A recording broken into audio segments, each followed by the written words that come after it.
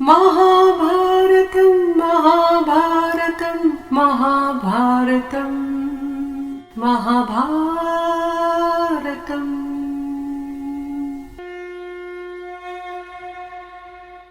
नारायणं नमस्कृत्य नरं चैव नरोत्तमं देवीं सरस्वतीं व्यासं ततो जयम् उदीरयेत्।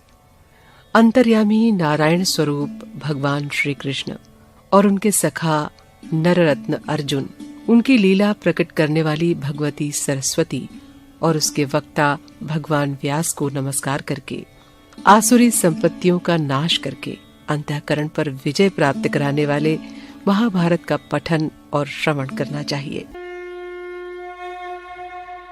महाभारत चैनल पर बहुत स्वागत है आपका। आपको बता दें कि महाभारत से जुड़ी सभी कथाएं आपको इस चैनल पर मिलेंगी बड़े ही रोचक ढंग से। तो महाभारत को लाइक करें, सब्सक्राइब करें और ज्यादा से ज्यादा शेयर करें अपने जानने वालों के बीच, और चैनल का बेल बटन दबाना न भूलें ताकि आपको अगली वीडियो का नोटिफिकेशन सबसे पहले मिले।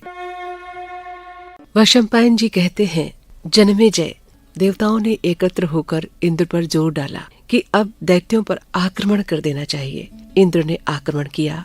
रास्ते में एक वन पड़ा। उस वन में बहुत सी स्त्रियां दिख पड़ी। वहाँ कुछ कन्याएं जल क्रीड़ा कर रही थीं। इंद्र ने वायु बनकर किनारे पर रखे हुए वस्त्रों को आपस में मिला दिया। कन्याएं जब बाहर निकलीं, तब असुरराज वृषपर्वा की पुत्री शर्मिष्ठा ने भूल से अपनी गुरुपुत्री देवयानी के वस्त्र पहन लिए। उसे मालूम नहीं था कि वस्त्र मिल गए हैं। कलह शुरू हो गई। देवयानी ने कहा, अरे, एक तो तू असुर की लड़की और दूसरे मेरी चेली, फिर तूने मेरे कपड़े कैसे पहन लिए? तू आचार भ्रष्ट है, इसका फल बड़ा बुरा होगा। शर्मिष्ठा बोली, वाह री वाह, तेरे पिता तो मेरे पिता को सोते बैठते भी नहीं छोड़ते, नीचे खड़े होकर भाट की तरह स्तुति करते हैं, और तेरा इतना घमंड। देवयानी क्रुद्ध हो गई। वो शर्मिष्ठा के वस्त्र खींचने लगी। इस पर दुर्बुद्धि शर्मिष्ठा ने उसे कुएं में धकेल दिया और उसे मरा हुआ जानकर बिना उधर देखे नगर लौट आई। इसी समय राजा ययाति शिकार खेलते खेलते घोड़ों के थकने और प्यास लगने से विकल होकर पानी के लिए कुएं पर पहुँचे। कुएं में जल नहीं था। उन्होंने देखा कि उसमें एक सुंदरी कन्या है। राजा ने पूछा, सुंदरी, तुम कौन हो? तुम कुएं में कैसे गिरी हो? देवयानी ने कहा, मैं महर्षि शुक्राचार्य की पुत्री हूँ। जब देवता असुरों का संहार करते हैं, तब वे संजीवनी विद्या द्वारा उन्हें जीवित कर दिया करते हैं। मैं इस विपत्ति में पड़ गई हूँ। ये बात उन्हें मालूम नहीं है। तुम मेरा दाहिना हाथ पकड़कर मुझे निकाल लो। मैं समझती हूँ कि तुम कुलीन, शांत, बलशाली और यशस्वी हो। मुझे कुएं से बाहर निकालना तुम्हारा उचित कर्तव्य है। ययाति ने उसे ब्राह्मण की कन्या समझकर कुएं से बाहर निकाल दिया और उससे अनुमति लेकर अपनी राजधानी लौट गए। इधर देवयानी शोक से व्याकुल होकर नगर के पास आई और दासी से बोली, अरे दासी, मेरे पिता के पास जाकर जल्दी कह दे, मैं अब वृषपर्वा के नगर में नहीं जा सकती। दासी ने जाकर शुक्राचार्य से शर्मिष्ठा के व्यवहार का वर्णन किया। देवयानी की ये दुर्दशा सुनकर शुक्राचार्य को बड़ा दुख हुआ। वे अपनी पुत्री के पास गए और अपनी प्यारी पुत्री को हृदय से लगाकर कहने लगे, बेटी, सभी को अपने कर्मों के फलस्वरूप सुख दुख भोगना पड़ता है। जान पड़ता है कि तुमने कुछ अनुचित कार्य किया है, जिसका ये प्रायश्चित हुआ। देवयानी ने कहा, पिताजी, ये प्रायश्चित हो या न हो, मुझे एक बात बताइए। वृषपर्वा की बेटी ने क्रोध से आंखें लाल लाल करके रूखे स्वर से कहा है कि तेरे पिता तो हमारे भाट हैं। वे हमारी स्तुति करते, हमसे भीख मांगते और प्रतिग्रह लेते हैं। क्या उसका कहना ठीक है? यदि ऐसा है तो मैं अभी जाकर शर्मिष्ठा से क्षमा मांगू। शुक्राचार्य ने कहा, बेटी, तू भाट या दान लेने वाले की पुत्री नहीं है। तू उस पवित्र ब्राह्मण की कन्या है जो कभी किसी की स्तुति नहीं करता और जिसकी स्तुति सभी लोग करते हैं। इस बात को वृषपर्वा, इंद्र और राजा ययाति जानते हैं। अचिंत्य ब्राह्मणत्व और निर्द्वंद्व ऐश्वर्य ही मेरा बल है। ब्रह्मा ने प्रसन्न होकर मुझे अधिकार दिया है। भूलोक और स्वर्ग में जो कुछ भी है, मैं उस सब का स्वामी हूँ। मैं ही प्रजा के हित के लिए जल बरसाता हूँ और मैं ही औषधियों का पोषण करता हूँ। इसके बाद शुक्राचार्य ने देवयानी को समझाते हुए कहा, जो मनुष्य अपनी निंदा सह लेता है उसने सारे जगत पर विजय प्राप्त कर ली, ऐसा समझो। जो उभरे क्रोध को घोड़े के समान वश में कर लेता है वही सच्चा सारथी है, बागडोर पकड़ने वाला नहीं। जो क्रोध को क्षमा से दबा लेता है वही श्रेष्ठ पुरुष है। जो क्रोध को रोक लेता है, निंदा सह लेता है और दूसरों के सताने पर भी दुखी नहीं होता, वो सब पुरुषार्थों का भाजन होता है।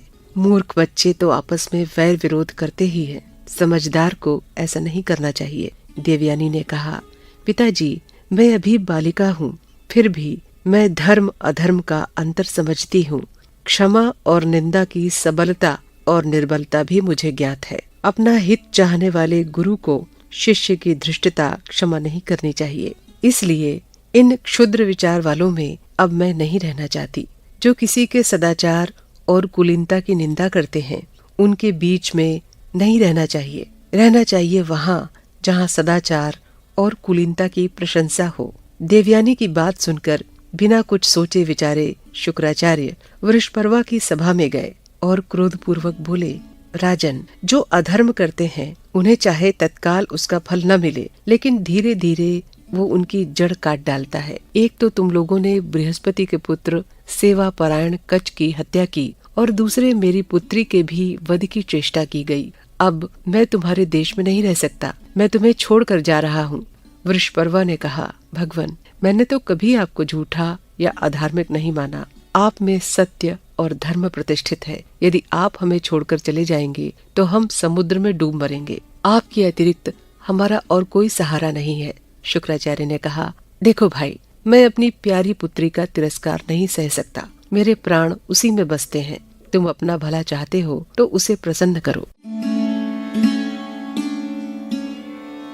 वृषपर्वा ने देवयानी के पास जाकर कहा, देवी, मैं तुम्हें मुंह मांगी वस्तु दूंगा, प्रसन्न हो जाओ।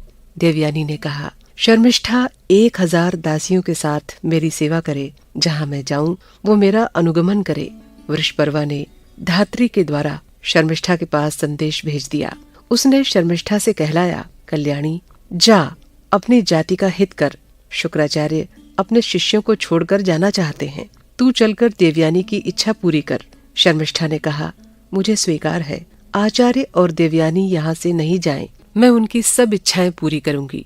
शर्मिष्ठा दासी के रूप में देवयानी के पास उपस्थित हुई और प्रार्थना की, मैं यहाँ और तुम्हारी ससुराल में भी तुम्हारी सेवा करूंगी। देवयानी ने कहा, क्यों जी, मैं तो तुम्हारे पिता के भाट और दान लेने वाले की लड़की हूँ और तुम बड़े पिता की बेटी हो, अब मेरी दासी बनकर कैसे रहोगी? शर्मिष्ठा ने कहा, जैसे बने वैसे विपदग्रस्त जाति की रक्षा करनी चाहिए। यही सोचकर मैं तुम्हारी दासी हो गई हूँ। मैं विवाह होने के बाद भी तुम्हारे साथ चलकर सेवा करूंगी। तब देवयानी प्रसन्न हो गई और शुक्राचार्य के साथ अपने आश्रम लौट गई। वैशंपायन जी कहते हैं, जन्मेजय, एक दिन की बात है, देवयानी अपनी दासियों और शर्मिष्ठा के साथ उसी वन में क्रीड़ा करने के लिए गई। अभी वो विहार कर ही रही थी कि नहुष नंदन राजा ययाति भी उधर ही आ निकले। वे खूब थके हुए थे, जल पीना चाहते थे। देवयानी, शर्मिष्ठा और दासियों को देखकर उनके मन में जिज्ञासा हो आई और उन्होंने पूछा, इन दासियों के बीच बैठी हुई आप दोनों कौन हैं? देवयानी ने उत्तर दिया, मैं दैत्य गुरु महर्षि शुक्राचार्य की पुत्री हूँ और ये मेरी सखी दासी है। ये दैत्यराज वृषपर्वा की पुत्री है और मेरी सेवा के लिए सर्वदा मेरे साथ रहती है। इसका नाम शर्मिष्ठा है। मैं अपनी सब दासियों और शर्मिष्ठा के साथ आपके अधीन हूँ। आपको मैं अपने सखा और स्वामी के रूप में स्वीकार करती हूँ। आप भी मुझे स्वीकार कीजिए। आपका कल्याण हो। ययाति ने कहा, शुक्र नंदिनी, तुम्हारा कल्याण हो। मैं तुम्हारे योग्य नहीं हूँ। तुम्हारे पिता क्षत्रिय के साथ तुम्हारा विवाह नहीं कर सकते। देवयानी ने कहा, राजन, आपसे पहले किसी ने भी मेरा हाथ नहीं पकड़ा था। कुएं से निकालते समय आपने मेरा हाथ पकड़ लिया, इसीलिए मैं आपको अपने स्वामी के रूप में वर्ण करती हूँ। अब भला दूसरा कोई पुरुष मेरे हाथ का स्पर्श कैसे कर सकता है? ययाति ने कहा, कल्याणी, जब तक तुम्हारे पिता स्वयं तुम्हें मेरे हाथों में नहीं सौंप देते, तब तक मैं तुम्हें कैसे स्वीकार कर सकता हूँ? तब देवयानी ने अपनी धाय से पिता के पास संदेश भेजा। उसके मुंह से सब बातें ज्यों की त्यों सुनकर शुक्राचार्य राजा ययाति के पास आए। ययाति ने उठकर उन्हें प्रणाम किया और हाथ जोड़कर उनके सामने खड़े हो गए। देवयानी ने कहा, पिताजी, ये नहुष नंदन राजा ययाति हैं। जब मैं कुएं में गिरा दी गई थी तब इन्हीं ने मेरा हाथ पकड़कर मुझे निकाला था। मैं आपके चरणों में पड़कर बड़ी विनम्रता के साथ प्रार्थना करती हूँ कि आप इनके साथ मेरा विवाह कर दीजिए। मैं इनके अतिरिक्त और किसी को वर्ण नहीं करूंगी। देवयानी की बात सुनकर शुक्राचार्य ने ययाति से कहा, राजन, मेरी लाडली पुत्री ने तुम्हें पति रूप में वर्ण किया है। मैं कन्यादान करता हूँ, तुम इसे पटरानी के रूप में स्वीकार करो।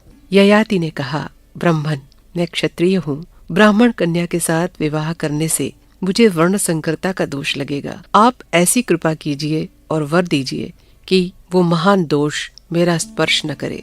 शुक्राचार्य ने कहा, तुम ये संबंध स्वीकार कर लो, चिंता मत करो। मैं तुम्हारा पाप नष्ट किए देता हूँ। तुम मेरी पुत्री को पत्नी रूप में स्वीकार करके धर्म का पालन करो और सुख भोगो। बेटा, वृष पर्वा की पुत्री शर्मिष्ठा का भी तुम उचित सत्कार करना। तदंतर शास्त्रोक्त विधि से देवयानी का पाणिग्रहण संस्कार संपन्न हुआ और दासी शर्मिष्ठा तथा देवयानी को लेकर ययाति ने अपनी राजधानी की यात्रा की। वीडियो को समाप्त करने से पहले आपसे निवेदन है कि लाइक, शेयर और सब्सक्राइब करने के साथ ही कमेंट बॉक्स में अपने कमेंट्स जरूर लिखें। अपने कमेंट्स में आप महाभारत से जुड़ा कोई भी सवाल पूछ सकते हैं। तो मिलते हैं फिर अगली वीडियो में। तब तक के लिए नमस्कार।